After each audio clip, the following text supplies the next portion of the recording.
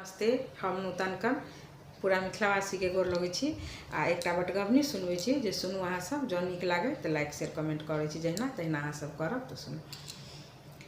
लंबी लंबी केसिया उलटा के बंधलनि चुटिया, कहाँ रे गइले ना मोरा सुंदर बालमुआ, कहाँ रे गइले ना मोरा सुंदर सजन माँ, कहाँ रे गइले ना। खोजैते खोजैते हम गेलहुँ कहाँ चरिया, बैसल देखलहुँ ना। खोजैते खोजैते हम गेलहुँ कहाँ चरिया, बैसल देखलहुँ ना। दस ओकीला के संग में बैसल देखलहुँ ना। दस साहेबा के संग में बैसल देखलहुँ ना। एक बेरा आहे पिया मुँहमा उठबी तँ बीतल जाइए ना।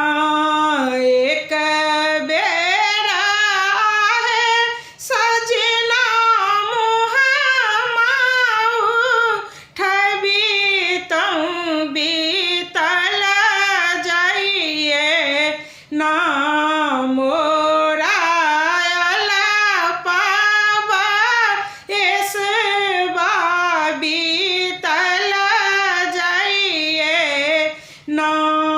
हमको ना आगे धानी मुँहमा उठबी, यौ बिसरम लागे ना।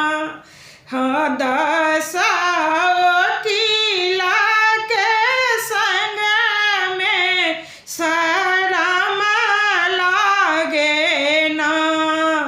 दस साहेब के संग में शरम लागे ना।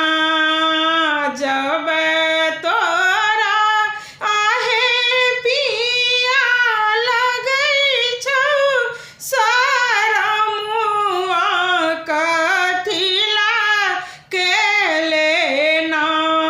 मोरा फागुन गाउन माँ, कथिला केले ना।